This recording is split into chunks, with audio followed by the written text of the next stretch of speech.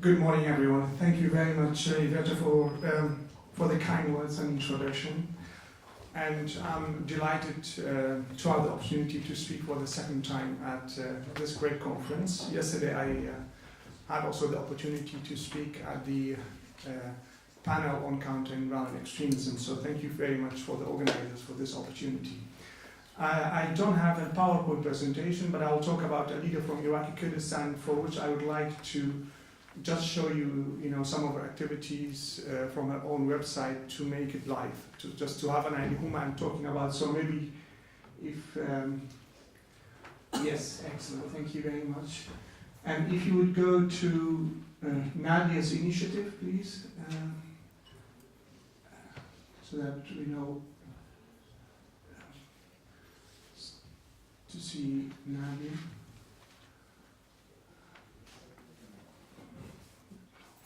Or Nadia's story would be good. Excellent, yeah, that's Nadia in the middle. So at this session I'll talk about an ethical Yazidi Kurdish leader called Nadia Murad. But let me first say a few words about what does ethical leadership mean. Because we need to have a definition at least about what is that.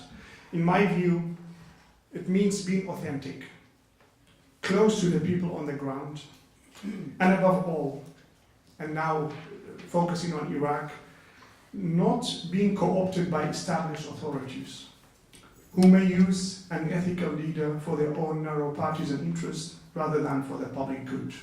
So there is a correlation between ethical leadership and public good. Ethical leadership should always be in the service of the public good. And I'll focus on Iraq, and in particular Iraqi Kurdistan, where I'm originally from.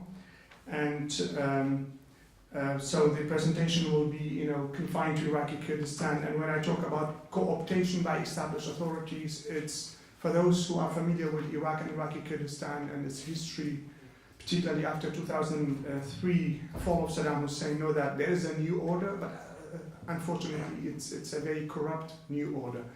And established political authorities and parties use their power, wealth, to co-opt civil society, activists.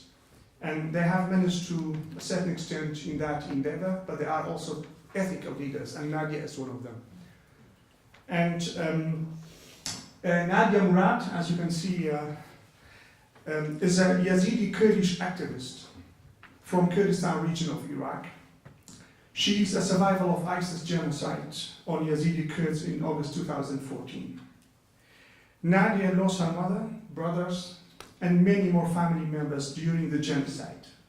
In total, Nadia lost 18 family members. Nadia has been nominated for the 2016 Václav Havel Prize.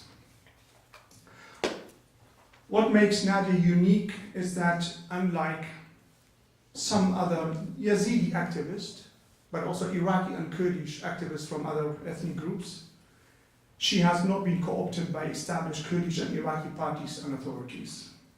Despite her international status and moral authority, she has remained herself and an integral part of the community. She hasn't forgot her roots and hasn't become contaminated by the worst virus that is plaguing Kurdish and Iraqi political parties and personalities, namely endemic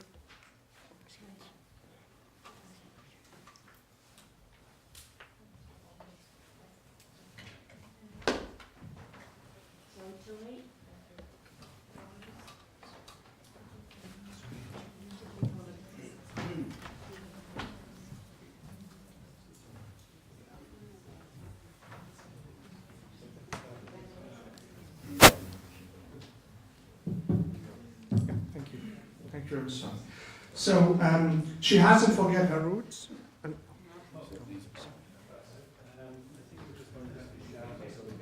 Okay, good. Good. I'll do my best. She hasn't forget her roots and hasn't become contaminated by what I call the worst virus that is plaguing Kurdish and Iraqi political parties and personalities, namely endemic corruption and becoming a mouthpiece and apologist for a corrupt and authoritarian status quo. And Nadia has been to the Security Council, met with ambassadors. She's a great ambassador for the agony of Yazidis, but I think also for all other groups in the world who has been through genocide. And it's, for those who are familiar with Iraqi context, it's easy when you have that status to become co-opted.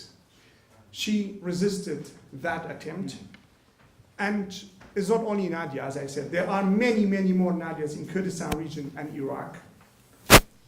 The lesson for us today, at least for me, is this.